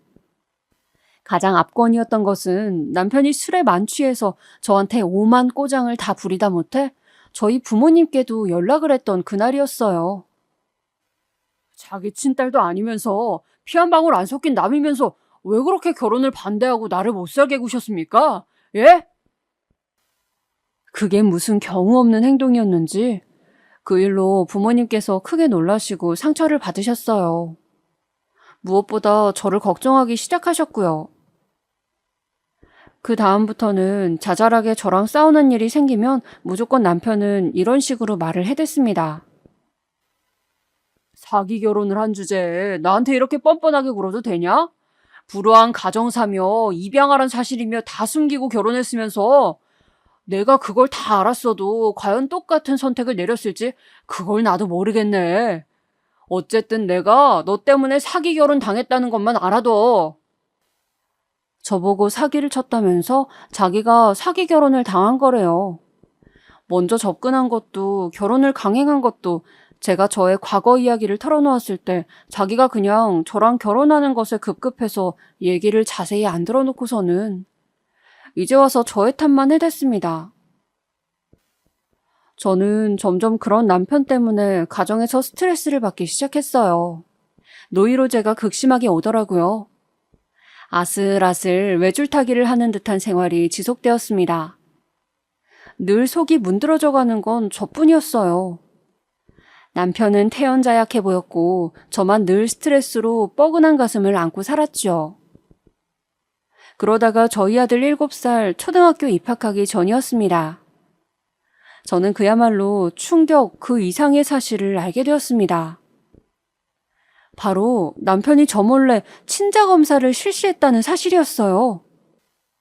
제가 물건을 찾을 게 있어서 온 집을 뒤질 건수가 있었는데 그때 알게 되었습니다. 남편의 옷장 맨 아래 바닥에 웬 서류 봉투가 있길래 확인해봤죠. 양말 수납장 바로 밑에 숨겨져 있었으니 도대체 이거 뭘까 하는 호기심이 든 것이었습니다. 그런데 확인해본 그 서류는 친자검사 결과지의 내용이었던 것입니다. 갑자기 머릿속으로 남편이 괜히 세간에 미운 7살이라는 말이 있는 게 아니네. 왜 저렇게 미운 행동을 애가 많이 하지? 이러면서 툴툴거렸던 모습들이 지나갔습니다. 유독 몇 달 사이에 그런 모습을 자주 목격했었죠. 그런데 그게 다 자기 아들이 아니라고 생각해서 퉁명스럽게 굴었던 것이었어? 그래서 친자 검사까지 해봤던 거고? 나를 못 믿어서? 내가 우리 아들 임신하고 있을 적에 바람 피웠던 장본인이 누군데 나를 의심한 거야? 이 미친놈! 먼 눈에는 뭐만 보인다고 자기한테 바람 피우는 기질이 있으니까 저도 그렇게 매도를 한 것이었겠죠. 물론 결과지는 당연히 친자 일치로 나왔습니다. 억울하다 못해서 웃음이 다 나왔습니다. 뭐부터 해야 할지 그 생각을 하면서 눈물이 다 나왔습니다. 저는 저희 아들만 생각해서 꾹 참고 살아왔는데 그 인내에 대한 보답이 이렇듯 추악한 의심이었다뇨. 아무리 그래도 부부로 엮여있는 사이인데 어떻게 배우자 몰래 이런 검사를 진행할 수가 있는지 지독한 배신감에 또다시 저는 휩싸이게 되었습니다. 더 이상 남편하고 결혼관계를 유지하기 싫었습니다. 몰래 해본 건 미안해. 나는 그냥 내 안에 작은 의심이라도 남기고 싶지 않았어. 그뿐이야. 애가 이제 초등학교에 들어갈 텐데 이 중요한 시기에 갈라서니 많이 얘기하는 거 나는 적절하지 않다고 봐. 우리의 문제로 애가 피해보는 일은 없도록 하자. 남편의 발언은 정말 비겁했습니다. 본인이 모든 빌미를 항상 제공했으면서 책임을 지고 이겨나가야 하는 건 늘 공동의 몫으로 돌렸습니다. 저희 아들 이제 초등학생 되는데 편부모 가정 아이로 만들기 싫어서 꾹 참았습니다. 아들은 초등학교에 들어갔고 저는 학부모가 돼서 어찌저찌 살다 보니까 그냥 또 시간이 흘러가더군요. 그리고 저희 아들이 10살 때였습니다. 재벌은 남 못 준다고 하죠. 남편은 또 바람을 피웠습니다. 이번에는 상대가 유부녀였어요. 그쪽은 저희 아들보다도 어린 딸이 있는 입장이었는데 정말 대단했고 짐승들이라는 생각밖에는 들지 않았습니다. 제가 우연히 정황을 잡아내었고 그걸 바탕으로 따졌죠. 그랬더니 남편이고 그 유부녀고 완강하게 잡아떼었습니다. 맹세코 이상한 사이가 아니라면서 어쩌다 보니까 친해져서 대화가 잘 통하길래 따로 만나서 밥이나 몇 번 먹었을 뿐이라고 하는 것입니다. 그쪽도 가정이 있었으니 절대 인정하지 않으려고 들었어요. 오히려 그 유부녀는 저한테 따로 연락이 와서는 화도 내더군요. 남의 가정 파탄 내실 작정인가요? 저 이제 그쪽 남편이랑 안 만날 거니까 제발 그만하시라고요. 잘못해놓은 건 본인들인데 저보고 그만하라면서 저를 진상 취급을 하는 것에 어이가 없었습니다. 어찌되었든 그렇게 그 유부녀는 떨어져 나갔고 남편이랑 저 울고불고 싸우고 난리가 났어요.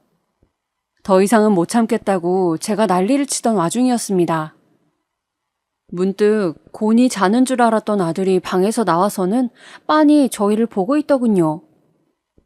부모가 싸우는 모습을 본 아들의 눈에는 공포심이 어려우셨습니다. 그 모습을 보자마자 저랑 남편이랑 동시에 침묵을 하였죠. 아들이 곧 훌쩍이기 시작했고 저는 당장 아들을 끌어안으면서 미안하다고 몇 번이고 사과를 하였습니다. 부모가 잘못이지 자식은 아무런 죄가 없는 것이었잖아요. 저는 아들에게 아픔을 안겨주고 싶지 않았어요. 저는 가슴 아픈 비극으로 가정의 증발을 겪어봤던 사람이었기에 더욱 그랬습니다. 2번 다시는 다른 여자와 노닥거려서 저를 오해하게 만들지 않겠다면서 남편은 큰 소리를 쳤죠. 그러고 나서 몇 달 뒤였어요. 남편이 어느 날 술을 진탕 마시고 새벽에나 집으로 돌아왔는데 입고 있던 옷에서 수상한 자국들을 발견하였습니다. 또 여자 만났구나. 이제는 정말로 끝이야. 이 인간하고 더 이상은 못 살아. 폭발한 저는 남편하고 개싸움을 시작했습니다. 원래는 남편도 저랑 이혼하겠다고 드디어 그런 말을 했었어요. 그런데 얼마 지나지 않아서 말을 또 바꿨습니다. 이혼만은 안 되겠대요. 왜? 제발 그냥 나랑 이혼하고 만나고 싶은 여자들 실컷 만나면서 그렇게 살아. 이혼할 거면 내가 내 아들 데려갈 거야. 뭐? 내 배에서 내가 낳은 자식이야. 당신이 무슨 자격으로 데려간다는 거야? 애 엄마는 나라고. 아무튼 간에 나는 내 아들 내가 키울 거고 그 조건 아니면 나는 이혼 못 해줘. 아니, 절대 안 해줘. 당신 지금 완전히 미친 거야? 내가 너 없이는 살 수 있어도 내 아들 없이는 못 살아. 황당한 와중에도 저는 이렇게 생각했었습니다. 그래도 저 사람 같지도 않은 새끼가 지 새끼는 챙길 줄 아는구나. 남편이랑은 더 못 살겠다고 저는 못을 박았고 남편은 그럼 별거 하면서 생각해보자고 하였습니다. 제가 아들하고 둘이서 그 집에서 사는 대신에 생활비 한 푼 안 바랄 거니까 남편에게 나가라고 하였고요. 남편은 알겠다고 하면서 집을 나가더니 웬 월세로 반지하를 구했다고 하였습니다. 왜 반지하를 구했냐고 하니까는 아들한테 돈 써야 하는데 아까워서 큰돈 쓰기 싫다고 아낀 돈 모아서 나중에 아들한테 쓸 거라고 말을 하는 거예요. 아휴, 저는 그래서 이때도 아빠 노릇은 할 줄 아는구나 이렇게 생각했었죠. 그리고 대망의 사건이 터지게 됩니다. 부모님을 모시고 제가 전라도에 여름 휴가를 가기로 하였어요. 부모님께서 KBS에서 무슨 다큐멘터리를 보시고 전라도 지역의 여행지에 푹 빠져 계셨거든요. 2박 3일로 일정을 잡았고 아들이 장거리 이동하면 멀미를 하긴 했어도 어쨌든 데려갈 생각이었거든요. 그런데 여름휴가 일정을 알게 된 남편이 갑자기 신이 난 목소리로 자기가 아들을 그 기간에 데리고 있겠다는 겁니다. 내가 여름휴가 똑같이 맞춰서 놀아주면 되지. 이런 반지하 집도 체험해보면 재밌다고 그럴걸? 원래 남자들끼리 공유하는 그런 게 있어. 애한테도 물어봐. 나랑 있고 싶은지. 아들한테 물어보니까 자기 아빠 있는 곳에 가보고 싶다네요. 그래서 그냥 알겠다고 그랬습니다. 하지만 이곳에는 엄청난 진실이 숨겨져 있었습니다. 사실은 남편에게 따로 상간녀가 있었던 것입니다. 저보다 무려 10살이나 어린 상간녀가 말입니다. 어린 기집애가 정신이 나갔어요. 그런데 그 상간녀가 애 딸린 유부남한테 왜 빠졌는 줄 아시나요? 와이프한테 구박받고 살면서 기 못 펴는 남편, 이렇게 생각해서 동정심을 가졌던 것입니다. 그래서 남편한테 물심양면으로 마음을 쓰면서 잘해주었고 한참 어리면서 자기가 무슨 보호자라도 되는 것처럼 굴었습니다. 그 맛에 취한 남편은 일부러 소방 맞는 남편 역할을 자처하면서 그걸 즐겼던 것이었고요. 그 상간녀가 저희 아들에게 호기심이 많았대요. 사진을 보면서 귀여워했고 자기가 혹시 제 남편의 재혼 상대가 되면 엄마 역할을 잘할 수 있을지 없을지 이런 상상의 나래를 펼쳤다고 합니다. 그러니까 남편이 혹해가지고 여름휴가 타이밍에 아들을 불러왔던 것이었죠. 저희 아들한테 그 상간녀가 오만 알랑방귀를 다 끼웠다네요. 그리고 자기소개를 거짓말로 했습니다. 안녕, 나는 너희 아빠랑 친한 누나야. 실제로는 바람난 불륜 상대였음에도 그런 사이가 아닌 척 굴었습니다. 남편도 장단을 맞추면서 아들, 이쪽은 아빠랑 친한 동생. 그런데 엄마한텐 말하지 마. 엄마는 이런 거 알면 쓸데없이 걱정할 사람이니까. 알았지? 이렇게 관계를 포장하였고 아들에게 선물을 막 사줬다네요. 그런데 그날 비가 기상청의 예보를 뛰어넘는 수준으로 쏟아져 내렸습니다. 밤중에 갑자기 쏟아진 폭우로 반지 앞방에는 물이 차오르기 시작했어요. 아주 잠깐 사이에 그렇게 되었다고 하더군요. 오죽 빨리 물이 차올랐으면 상황 판단하고 나서 바로 현관문으로 향했는데 이미 수압 때문에 문이 안 열렸다고 합니다. 창문을 뜯어낸 남편이 가장 먼저 탈출시킨 건 저희 아들이 아니라 바로 그 상간녀였습니다. 나쁘끄럽게도 그 상간녀가 그 집에 그날 같이 머무르고 있었던 거예요. 자기야, 괜찮아? 물 많이 먹진 않았어? 남편이 상간녀를 먼저 구해내고 그렇게 묻고 있을 때 저희 아들은 아직 그 차오르는 물에 공포를 느끼면서 떨고 있었습니다. 상간녀가 괜찮다는 걸 확인한 후에야 남편은 아들을 찾기 시작했고 뒤늦게 구해냈습니다. 구급차에 실려가면서 아들은 정신을 차렸고 괜찮냐고 묻는 남편과 상간녀를 보면서 아들이 작게 중얼거렸습니다.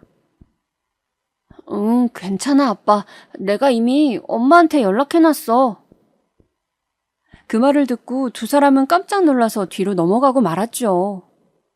네, 저는 미리 아들에게 연락을 받았습니다. 갑자기 비가 많이 내리기 시작했다는 말을 하면서 아들은 근데 아빠랑 어떤 누나랑 자꾸만 같이 있어서 나 여기 있기 싫어. 이런 말도 하였더랍니다. 제가 그 말 듣자마자 너무 열이 받아서 부모님 먼저 주무시라고 한 뒤에 그 밤에 운전을 해서 남편의 자취방으로 향했던 것입니다. 밤새 아들을 데려올 작정이었죠. 비가 너무 쏟아져서 운전도 힘들 지경이라 너무 걱정이 되었습니다. 혹시나 무슨 일을 당한 건 아닐까 전화를 해봐도 안 받는 것에 걱정은 커져만 갔고요. 그랬는데 가보니까 그 상황이었던 겁니다. 저는 남편 싸대기부터 날렸어요. 아무 말도 하지 말고 아무것도 하지 마. 그냥 조용히 꺼져. 남편이 털썩 무릎을 꿇었습니다. 안 돼. 그럼 내 인생에 뭐가 남겠냐고. 그건 내 할 바 아니지. 너는 평생 네 자식 볼 일이 없을 줄 알아. 네가 뭔데 부자간의 인연을 끊어. 네가 뭔데. 착각하지 마. 먼저 끄는 건 너야. 네 손으로 네가 직접 부자간의 인연을 끄는 거라고. 알아? 그제서야 남편은 주둥아리를 쳐 닫았습니다. 저는 병원 응급실에서 상간녀의 가족들을 만날 수 있었습니다. 그날 그 상간녀의 존재도 얼굴로 처음 알게 된 것이었는데 그 가족들마저 보려니까 어이가 없더라고요. 게다가 다가가니까 상간녀의 안색이 창백해졌습니다. 그 가족들은 저보고 누구시냐면서 어리둥절했죠. 이 아가씨가 바람 피운 남자의 와이프 되는 사람입니다. 저희 12살 난 아들이 있는 앞에서 제 남편하고 불장난을 저지른 과감한 아가씨가 어떻게 생겼나 했더니 이렇게 생겼군요. 그 가족들의 표정을 확인한 저는 돌아섰고 잠시 후 상간녀의 우는 소리며 그 가족들이 난리를 치는 소리들이 뒤섞여서 울려 퍼졌습니다. 저는 남편은 물론이고 그 상간녀한테서 두둑한 대가를 받아냈습니다. 전 남편은 이혼 과정에서 한 푼도 건지지 못하고 말 그대로 몸만 달랑 저희 가정에서 빠져나갔습니다. 오래 돌고 돌아서 이뤄낸 일 너무 늦었지만 속이 다 시원하더군요. 저희 아들도 자기 아빠를 안 보고 싶어해요. 부족함을 느끼지 않도록 제가 최선을 다해서 저희 아들을 키워낼 거예요. 각오는 진작에 되어 있습니다.